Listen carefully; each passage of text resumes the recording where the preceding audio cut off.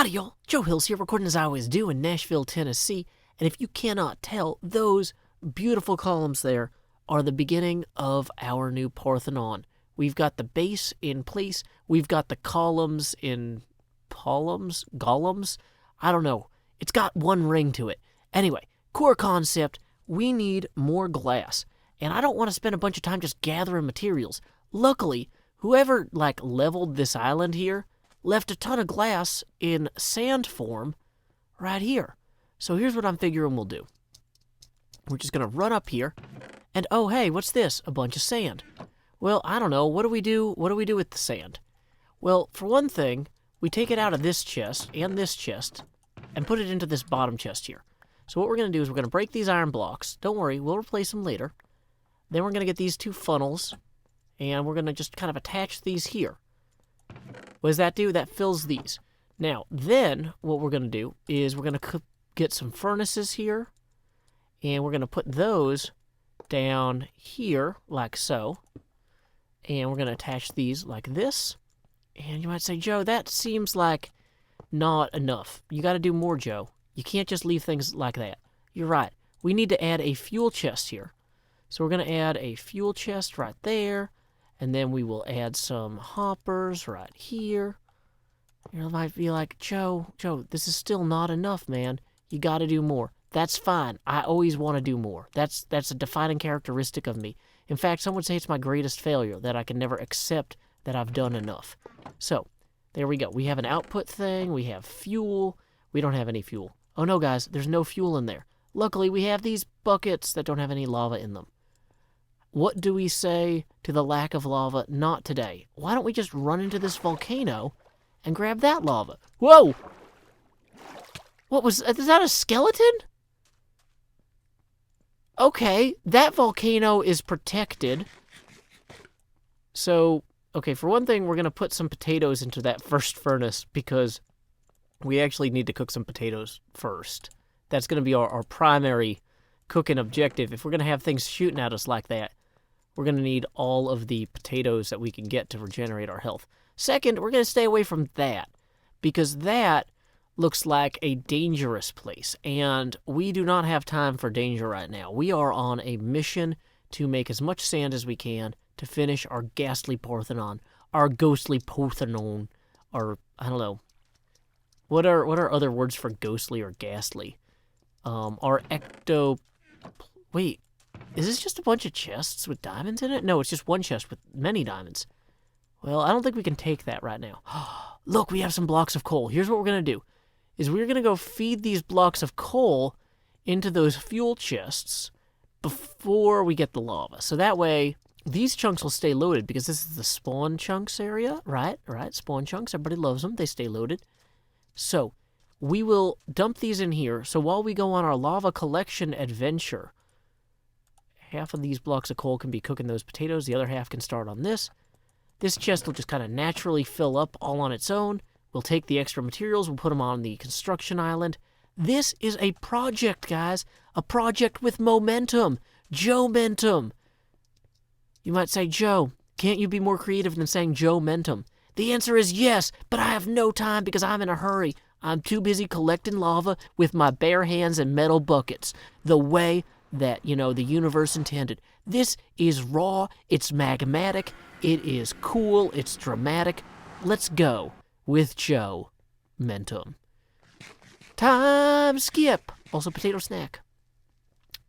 Lava bucket in my hand, many more in my pockets. I think that I'm in demand. Other places I should take rockets and fly and soar and get out of here. I'm not sure exactly the best way to get back inside of this giant thing.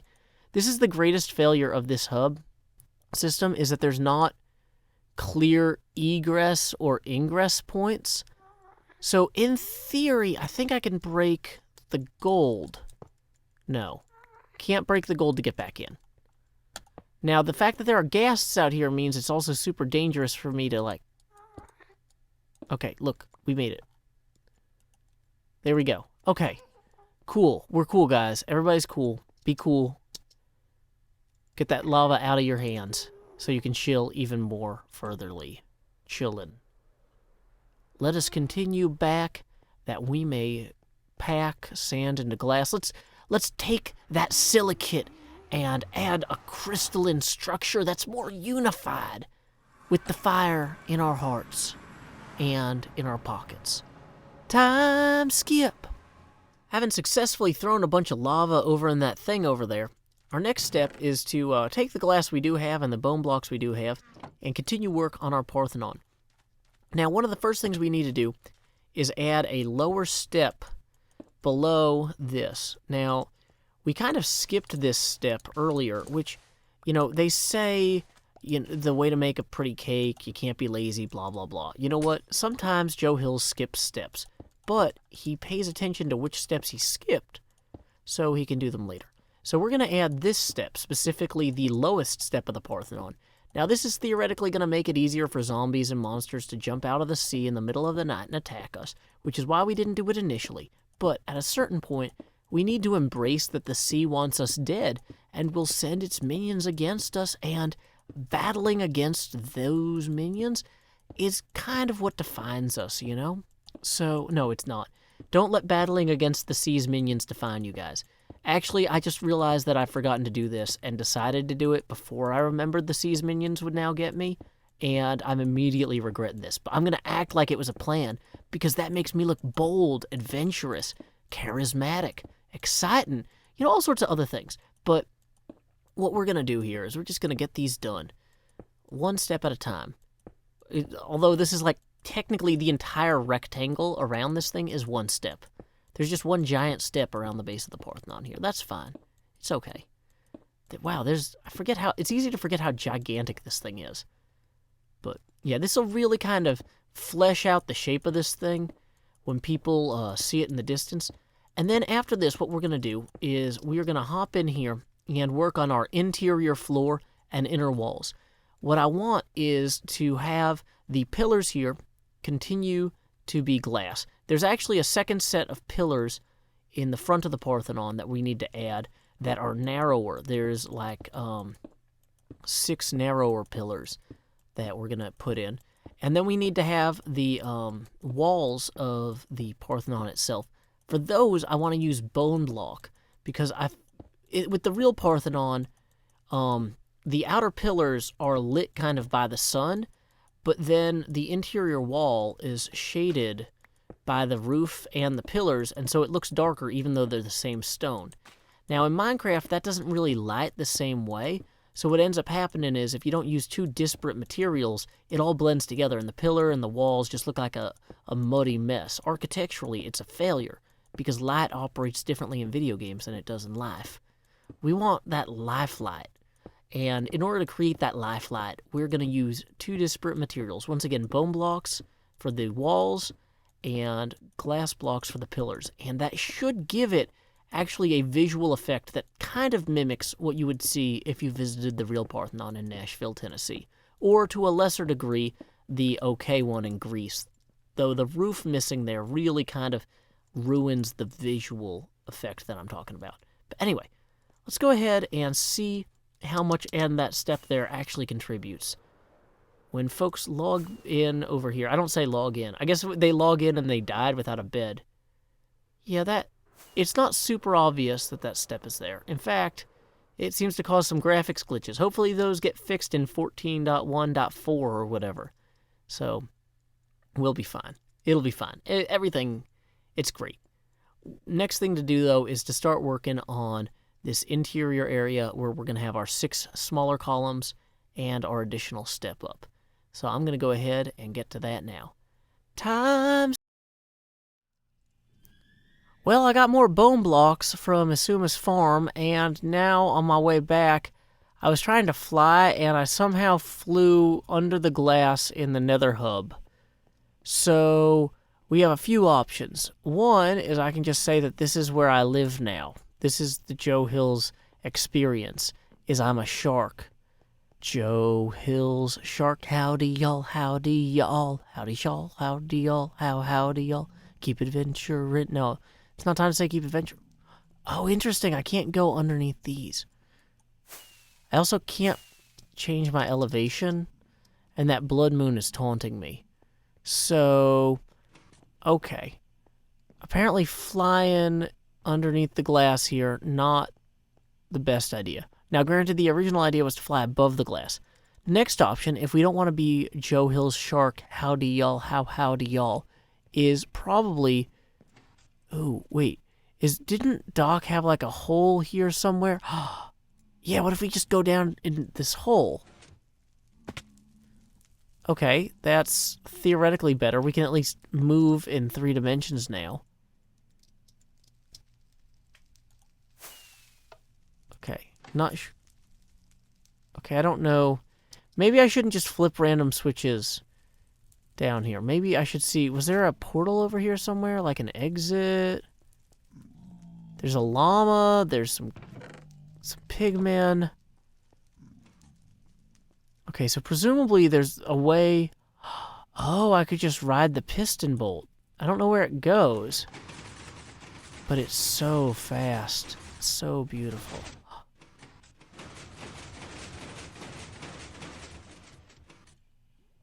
Whoa. Okay, Doc. That's pretty cool. So now, in theory, we can fly and not go under the ground and continue our adventure. I've got part of the wall in, and it's just enough to kind of give you a sense of where we're going with all this. And then I think we're going to wrap up this episode because time, my friends, is always against us. But you know what they say. I am the Matrix? No. Does Neo ever actually say, I am the Matrix? No, because he wouldn't say that. That's like Christian Bale saying, I am Batman. Who's going to say, I'm Batman? Not me, Will Arnett. I need a comma there to make it clear I'm saying not me to Will Arnett and not that I'm claiming I am Will Arnett. Oh my god, do you guys think Will Arnett watches my videos? I really liked him in Arrested Development. He probably does not watch my videos. I actually found out that the son of a cartoonist who I really, whose work I've been enjoying since the early 2000s, like since like I was in high school, like actually watches my videos and it's like, wow, that's crazy, but don't want to name names because that's not polite. But it's just like, it's funny how the world is so weirdly interconnected.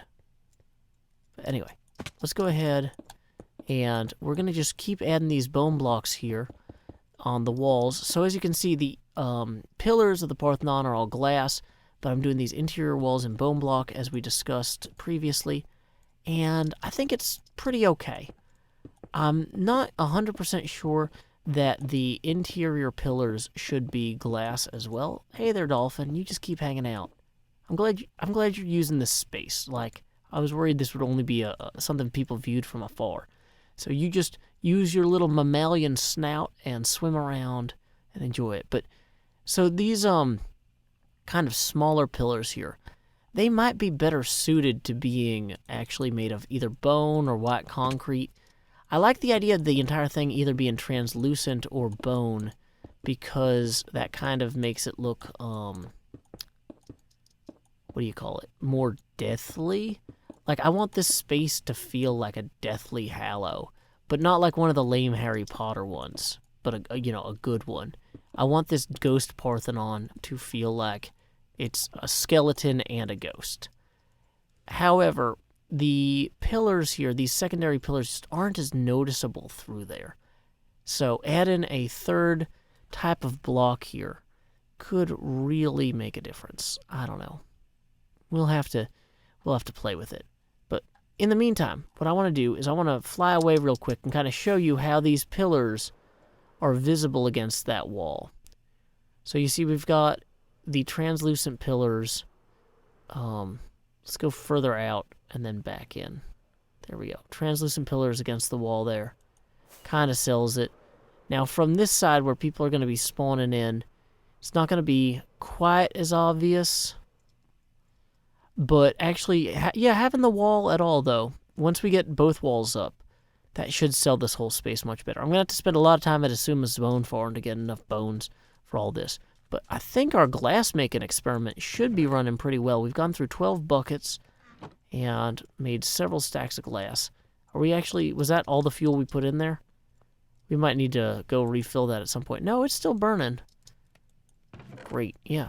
Well, this is good. So we won't worry about running out of glass for our roof. We will definitely have a glass roof. So on the whole, this should look pretty cool.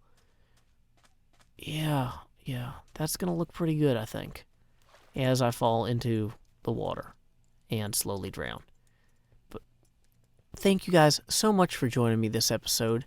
It has been a fun romp through the nether, above and below. It has been a fun romp through building a quick furnace. And what do you know? I don't know. Leave a comment in the YouTube comments section below. For me, your friendly neighborhood Joe. Until next time, y'all, this is Joe Hills from Nashville, Tennessee. Keep it